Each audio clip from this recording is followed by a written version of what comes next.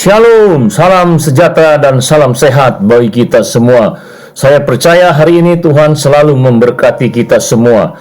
Kita berjumpa kembali dalam Setetes Embun Pagi, episode 89. Firman Tuhan hari ini diambil dari Lukas 9, ayat 28 sampai 36. Ayat natsnya ayat 35 yang berbunyi, "Maka terdengarlah suara dari dalam awan itu yang berkata, 'Inilah anakku yang kupilih, dengarkanlah dia.'"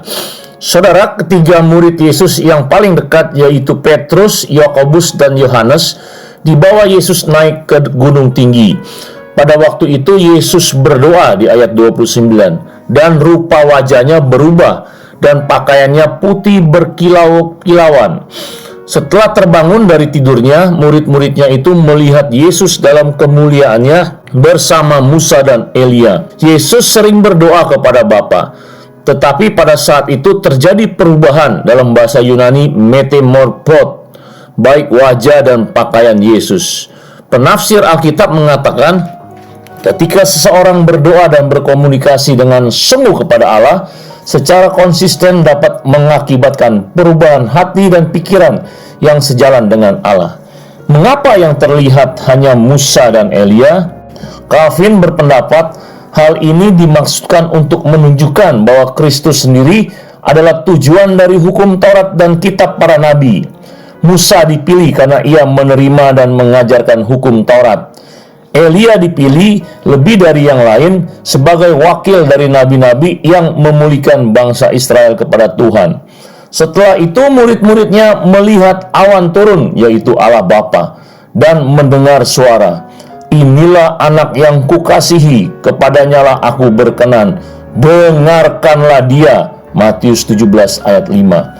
Apa arti perkataan ini? Segala petunjuk dan arahan untuk dapat hidup yang sesuai dengan rencana Tuhan ternyata ada dalam Yesus Kristus.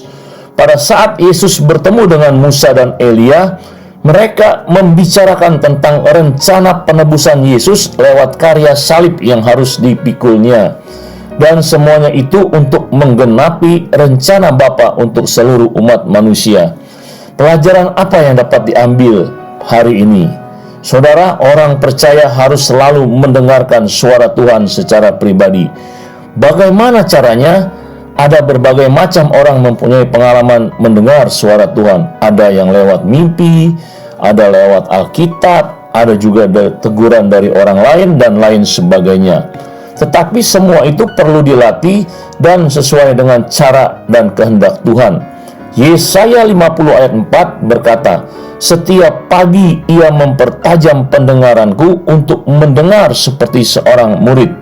Saudara perlu latihan secara konsisten setiap pagi untuk berkomunikasi dengan Tuhan lewat doa dan perenungan firman-Nya. Tuhan sendiri yang akan mempertajam pendengaran Anda. Semua cara mendengar suara Tuhan harus diuji dan harus sesuai dengan firman-Nya, supaya seseorang tidak keliru dan ditipu iblis. Tuhan Yesus memberkati. Mari kita berdoa. Terima kasih Tuhan, hari ini kami diberi pelajaran bahwa semua apa yang Kau katakan dalam firman-Mu merupakan kebenaran dan jalan hidup kami untuk boleh bertemu dengan Bapa di sorga. Tuhan, ajar kami untuk konsisten setiap pagi untuk boleh berdoa dan membaca merenungkan firman-Mu. Dan firman-Mu berkata, setiap pagi Engkau mempertajam pendengaran kami. Terima kasih Tuhan. Biarlah kami boleh melakukan dengan konsisten dan setia. Dalam nama Yesus, amin.